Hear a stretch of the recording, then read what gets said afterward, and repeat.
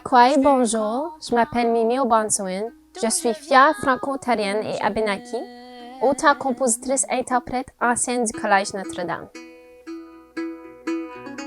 Je veux remplir mon temps avec des choses intéressantes, avec ce que j'aime. Le bien-être d'une personne est lié à son sens d'appartenance, à son identité, à sa fierté, à sa famille et sa communauté, et même son esprit comme être humain. Le CSC Nouvelon est fier du respect des différences, de l'équité et de l'inclusion qui est vécu dans ses écoles. C'est pour cette raison que le Comité de participation des parents du CSC Nouvelon, en collaboration avec Parents partenaires en éducation, vous offre une série de capsules vidéo. Par l'entremise de divers partages et de témoignages, nous allons découvrir ensemble comment le perlage, la musique, la danse contribuent à l'identité et au bien-être et à la guérison des peuples de Premières Nations, Métis et Inuit. La dernière capsule vidéo rend hommage aux enfants disparus et aux survivants des pensionnats autochtones, à leurs familles et à leurs communautés, et vise à promouvoir les efforts de réconciliation avec les peuples autochtones. Nous vous invitons à visionner ces capsules vidéo avec esprit ouvert. J'ai plein de questions, aucune réponse. Ça vient et ça passe, ça change de direction. Kwai! Mon nom est Dominique Obansouin et je suis artiste de perlage abénakise et française canadienne. Je pense que quand on parle du perlage, c'est super important de ne pas généraliser les expériences de tout le monde. Moi, je peux seulement parler de mon expérience personnelle et ça peut pas vraiment s'appliquer à d'autres artistes de perlage autochtones. Pour moi, le perlage est incroyablement thérapeutique. Ça m'aide vraiment à gérer mon stress et à apaiser mes pensées après une longue journée. Le perlage aussi me donne tellement un bon sens de communauté et d'identité. J'ai commencé à faire du perlage quand j'ai vraiment commencé à découvrir mes racines autochtones et le perlage a quasiment servi comme un lien pour vraiment découvrir qui je suis et où je viens. Moi, j'ai appris à faire du perlage lorsque j'étais dans mes études de baccalauréat à l'Université d'Ottawa. J'ai appris de d'autres artistes autochtones qui étaient voulants de partager avec moi. Puis depuis ce temps-là, moi, j'essaie de montrer à tout le monde puis de partager ce que moi je connais à propos du perlage avec autant de personnes que possible. Avec l'arrivée des Européens au nord de l'Amérique, vient les perles en vitre. Puis avant que ces perles-là soient ici, beaucoup de personnes autochtones utilisaient toutes sortes de matériaux naturels pour faire les motifs qui sont maintenant aussi présents dans le perlage. Quelques de ces matériels, c'est comme des dents, des os, des coquilles, des graines, des roches, des morceaux de bois, toutes sortes de petites choses qui pouvaient se faire percer par une aiguille, souvent faite par des os, et tissé avec du sinew, qui est comme le tendon qui attache l'os au muscle. Mais ouais, puis toutes sortes de peaux d'animal et des choses de même pour faire toutes sortes de patrons puis de symboles. Quelques-uns des matériaux que moi j'utilise aujourd'hui, c'est des perles en vitre. Souvent, ils viennent dans des contenants comme ça ou des petits sacs. Puis ces perles ici viennent soit du Japon ou de la Tchécoslovaquie. Il y a des perles qui viennent de partout, mais c'est ceux-là que moi je préfère. J'utilise aussi une ficelle en nylon et des aiguilles en métal qui viennent dans toutes sortes de différentes grandeurs. Puis moi aussi, j'aime utiliser un morceau de feuille. C'est un morceau de feuille pas mal stiff. C'est là que je fais ma broderie de perlage. Un de mes matériaux préférés à utiliser, c'est de la peau de chevreuil ou d'orignal fumé. Ça a une senteur vraiment forte de fumée. C'est vraiment doux. C'est quasiment comme une éponge. Puis c'est pas quelque chose qui est facile à trouver dans les magasins parce que c'est un processus qui prend des semaines, puis des semaines, puis des semaines. Puis c'est tout fait à la main. Alors c'est vraiment un matériel sacré, puis rare, puis il faut vraiment être intentionnel quand on utilise les peaux d'orignal et de chevreuil comme ça ici. Il y a comme des centaines de différentes techniques de perlage. Moi, comme artiste, il y en a deux que j'aime utiliser en particulier. Comme exemple, je fais beaucoup de boucles d'oreilles de ce genre ici. Ce style de perlage, c'est comme du tissage. Il n'y a pas de nœud. puis toute l'affaire reste ensemble parce qu'il y a de la tension entre les perles et la ficelle. Il y a aussi comme une sorte de broderie. Alors, moi, j'utilise comme un feuille stiff, puis je fais de la broderie avec les perles, surtout autour d'un objet. Mais celle-ci, ça a aussi le tissage. Mais un exemple de juste la broderie, c'est comme cette bolo tie ici que j'ai faite. Alors, comme tu peux voir, il n'y a pas de fringe, puis toutes les perles sont brodées sur un morceau de felt, puis c'est fini avec la peau d'orignal. Tout ça pour dire que ma pratique de perlage, c'est vraiment une pratique sacrée pour moi. Ça me donne vraiment un sens d'identité fort et un sens de communauté. J'ai rencontré tellement de personnes qui font du perlage et à travers mon perlage, c'est vraiment une expérience comme j'ai jamais eu ailleurs. Puis j'ai vraiment hâte de voir ce que ça va m'amener dans le futur. Finalement, je vous invite à vous en informer plus à propos du perlage, de rechercher les artistes locaux dans vos environs et aussi, si jamais vous avez l'opportunité d'essayer le perlage, c'est vraiment une pratique super accessible pour tout le monde. Bonjour, je suis Liliane Chevrier, je suis française et Inuit et j'habite à Montréal, Québec. J'ai commencé le perlage autochtone en juin 2020 afin de reconnecter avec mes racines Inuit. Ayant été adoptée, je n'avais pas beaucoup de connaissances au niveau de ma culture et le perlage m'a permis d'apprendre plus. J'ai pu apprendre le perlage autochtone grâce à l'aide de plusieurs amis rencontrés en ligne provenant de diverses communautés à travers l'île de la Tortue. Elles ont partagé avec moi leurs plusieurs connaissances des bases du perlage et avec beaucoup de pratiques et l'aide, j'ai pu débuter ce parcours de reconnexion et guérison. Le perlage autochtone a contribué à mon bien-être de plusieurs façons et m'a permis de prendre le temps de comprendre mes émotions et passer du temps avec moi-même. C'est un bienfait pour plusieurs raisons et ça m'a permis de comprendre que c'est normal de faire des erreurs et de ne pas réussir à chaque fois. Ça m'a aussi permis d'apprécier le processus de l'art et d'être reconnaissant de ce que mes mains pouvaient m'offrir. Le perlage m'a introduit à tellement d'artistes incroyables à travers l'île de la Tortue et m'a permis de créer des relations d'amitié avec plusieurs. Ça m'a aussi donné tellement de belles opportunités et aussi d'en apprendre sur la culture des autres en plus de la mienne. En tant que communauté, nous avons trouvé des façons de passer du temps ensemble et de parler via le monde en ligne, même si une grande distance nous sépare. Parler avec les autres permet une meilleure compréhension de nos différentes façons de faire notre processus de création. En tant qu'artiste moderne en perlage autochtone, je crois que le perlage a évolué pour devenir quelque chose de différent. Même si les méthodes traditionnelles sont encore présentes, les matériaux utilisés ont changé. Une des raisons est suite de la colonisation et la difficulté d'accéder aux matériaux traditionnels.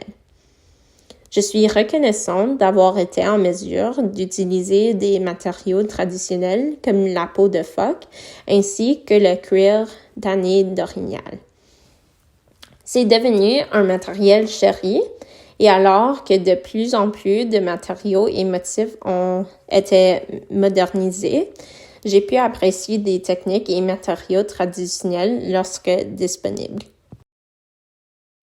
Tansi, Marissa Magnuson Nasigason. Hello, my name is Marissa Magnuson, and I am a Cree Métis artist, photographer, workshop facilitator, and educator. I first learned how to bead when I was in my undergraduate degree at York University. Now, this was around the time when I was really starting to question what does it mean to be Indigenous? And more specifically, what does it mean to me to be Cree Métis? And see, there is no clear answer to that question because it means something different to every single individual. But part of exploring those questions for myself was coming to beading circles. And in these circles, I realized that I was not alone in asking these questions and not growing up with my culture or my language.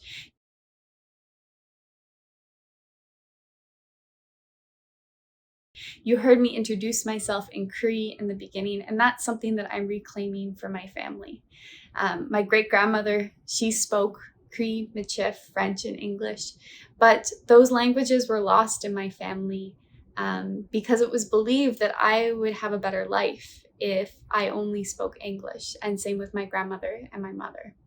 And so there are little bits and pieces of our culture that we are beginning to reclaim, and part of that for me is beading. And so during my master's degree, I actually researched beadwork as visual storytelling and visiting methodologies. And I created what I call my methodology moccasins, and they're actually sitting right beside me here. These moccasins taught me so much, not only in the research that is embodied through the beadwork, but also in the process and the ways in which I practice beading. We'd be here all day if I shared you every single story that are in these moccasins, but I'll give you a little taste. And on the soles, it says, "These are the stories of my ancestors, and this is mine." And you can see some of those stories are articulated through visual code, whether that be through colors or through symbols. And then on the top is a floral motif and some leaf patterns that depict the various methodologies in which I incorporated into my research. Learning how to bead, it might sound cheesy, but it has completely changed the way in which I walk through this world. It has taught me so much, including being humble, the humility teaching through spirit bead, and I'll see if I can find one for you to share. So there's a couple spirit beads in the top here. Usually there's only one, but in this particular work, I have a couple. Spirit beads are beads that are different in some way, shape, or form. And they're included in our work as an intentional mistake to teach us that as humans, we're going to make mistakes in our life, and that's okay because that's how we learn. And so I include these humility teachings within my beadwork, and I love to pass that along to new beaders as well. Because often when we're learning how to bead, we'll look at the person that we're learning from and see their work and go, well, why doesn't my work look like that? How come my work isn't so flat and perfect? And we have to realize that it's taken years to get to that point, right? And so I share that teaching with people who are learning how to bead, just like it was shared with me when I was learning how to bead, to acknowledge that it's okay. I made this from start to finish. It is also about the journey of getting there. And so another teaching that I was gifted when it comes to beading is that when you're beading, you have to be really mindful of the energy that you're putting into your work. And thinking about, especially when you're going to gift that piece to someone else, are you putting good intentions and good energy into the work? Or are you putting anger or resentment or sadness? In some instances, that might be appropriate, especially if you're working on a piece for yourself, a piece that is part of your own personal healing journey, just like these moccasins were for me.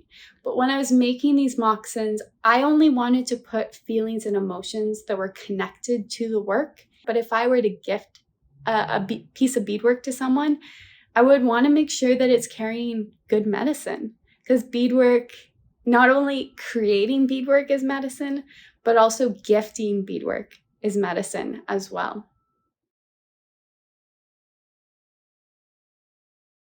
My ancestors traveled around quite a bit. They traveled for work, essentially, as part of the fur trade. And so our beadwork had to be easy to bring with us. It had to have a purpose or a function of some sort. And so we would bead our clothing, our vests, our leggings, our moccasins, our gauntlets would be beautifully decorated, but also our tools.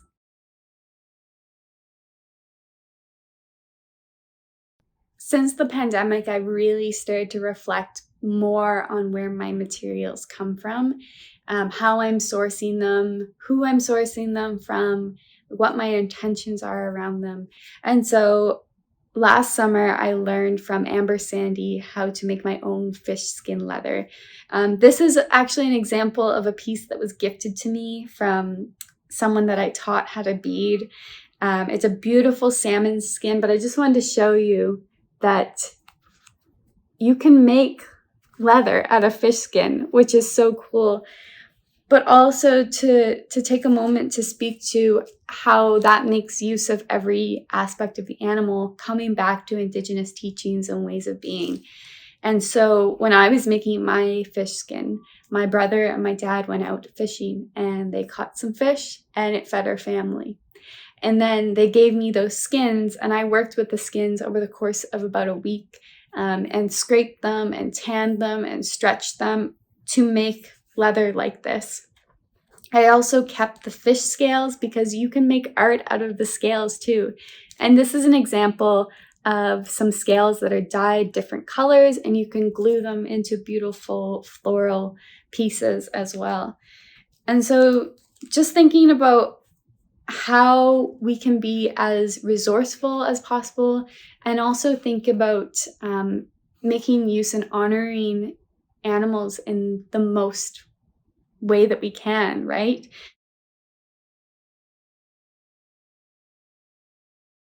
There are things that make us feel good that can also be medicine, and beadwork is one of them. Beadwork is something that really helps ground me. It helps me connect to community, especially as a workshop facilitator, that I have met so many incredible people through either taking classes or teaching classes and being in those spaces.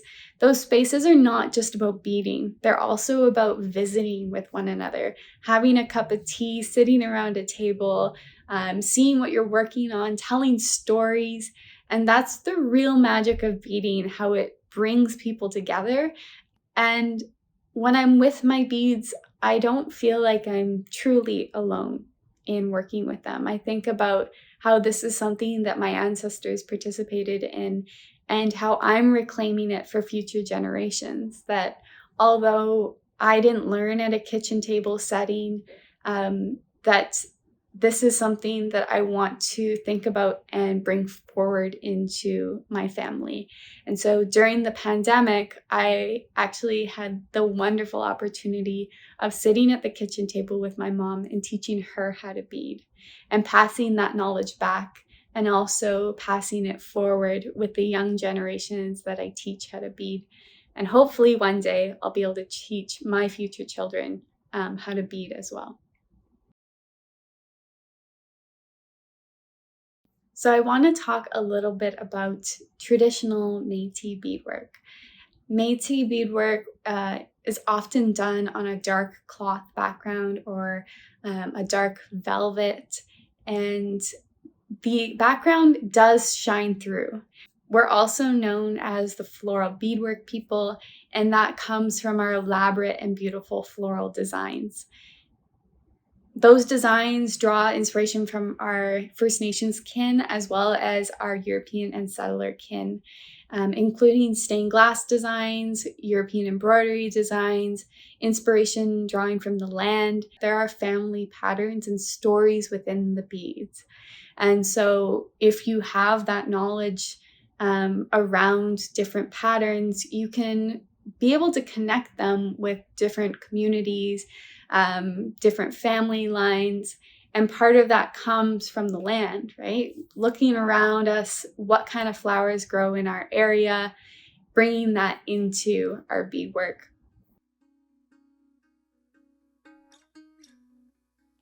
It connects me to community.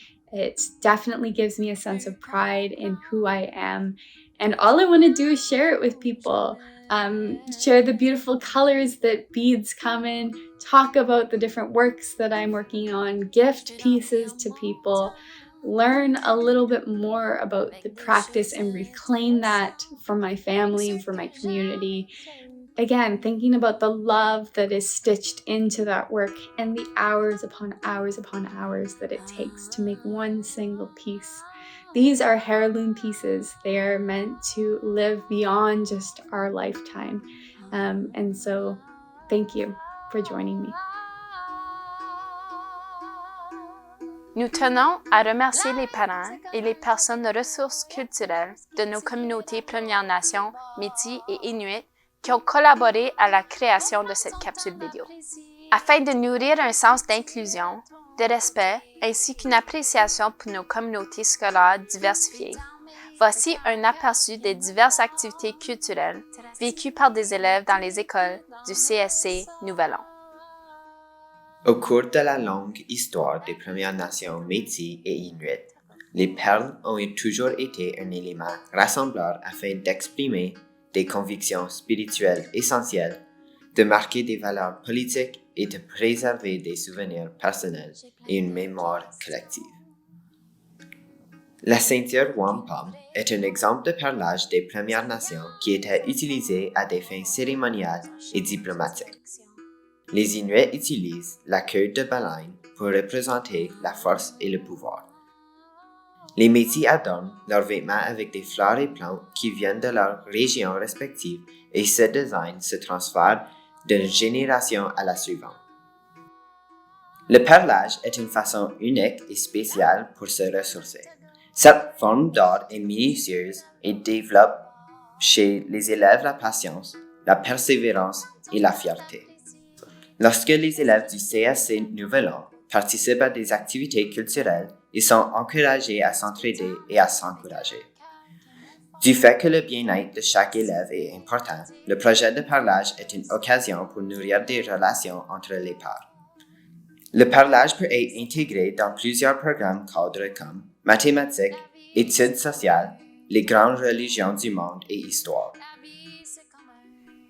Nous sommes inspirés par les messages et les témoignages partagés aujourd'hui et prenons connaissance comment la guérison, qui est fondamentale à l'être humain, se fait par 4 voies: l'âme, l'émotion, le corps et l'esprit.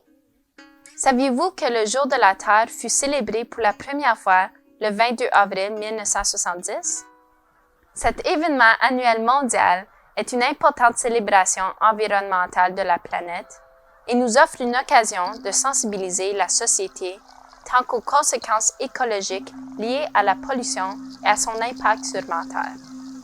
Le jour de la Terre nous permet de souligner des valeurs fondamentales associées à l'humanité et nous fournit une plateforme importante pour discuter des moyens qui nous permettront de protéger ma Terre.